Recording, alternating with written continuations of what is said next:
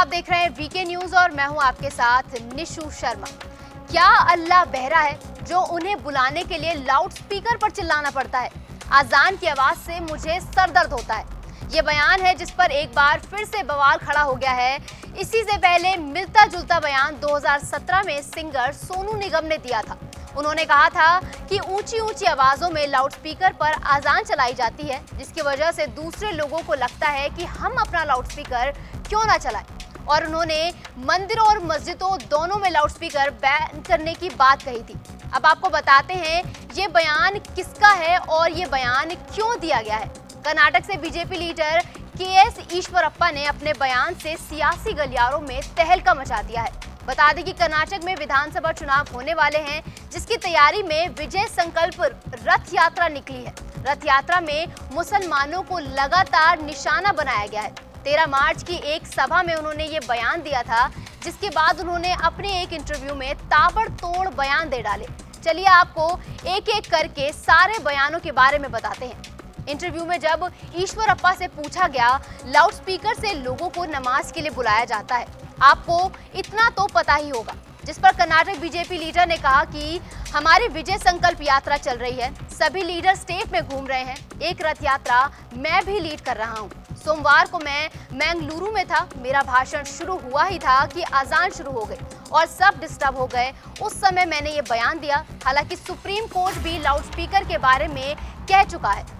आगे सवाल पूछा गया कि लाउड स्पीकर को बैन कर दे, सरकार आपकी ही है, तो बयानबाजी से आखिर क्या हासिल होगा? जिसका जवाब ईश्वरप्पा ने दिया, मैंने जो बोला है वो सब अचानक नहीं हुआ।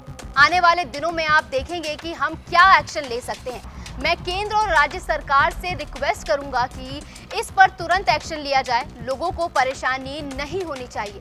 जिसके बाद सवाल पूछा गया कि आपके इस तरह के बयान चुनाव के समय आ रहे हैं। आरोप है कि चुनाव में ध्रुवीकरण करने के लिए आपने ये बयान जानबूझकर दिए हैं। जिसका जवाब देते हुए ईश्वरप्पा ने कहा, ऐसा नहीं है, चुनाव आते जाते रहते हैं, हिंदू मुस्लिम को एक साथ काम करना होगा। हमें पीएम मोदी ने भी यही कहा है, लेकिन परीक्षा के समय स्टूडेंट्स और हॉस्पिटल में पेशेंट्स को परेशान करना अच्छा नहीं है। अंत में सबसे अहम सवाल पूछा गया कि पिछले साल आपने कहा कि 36,000 मंदिरों को तोड़कर उन पर मस्जिदें बनाई गई हैं। किन मंदिरों की बात कर रहे हैं आप? क्या कोई सर्वे हुआ है? 36,000 का आंकड़ा आपके पास कैसे आया? जिसके जवाब में ईश्वरप्पा ने कहा, मैं नई मस्जिदों को तोड़ने की बात नहीं कर रहा हूं। मैंने कहा कि जहां हिंदुओं के मंदिर तोड़कर मस्जिदें बनाई गई हैं, वहां दोबारा मंदिर बनाएंगे। मैंने एक आर्टिकल में पढ़ा था कि 36,000 मंदिरों को तोड़कर मस्जिदें बनाई गई हैं। असली नंबर क्या है मुझे मालूम नहीं है। अभी मैंने इस बारे में कुछ किया नहीं है। देखते हैं आगे क्या किया जा सकता है। अभी जो मेरे मन में था वो मैंने कहा।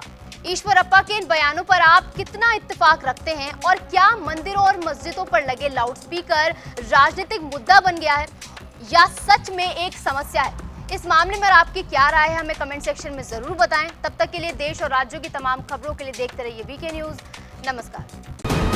वीके न्यूज, राष्ट्र के नाम।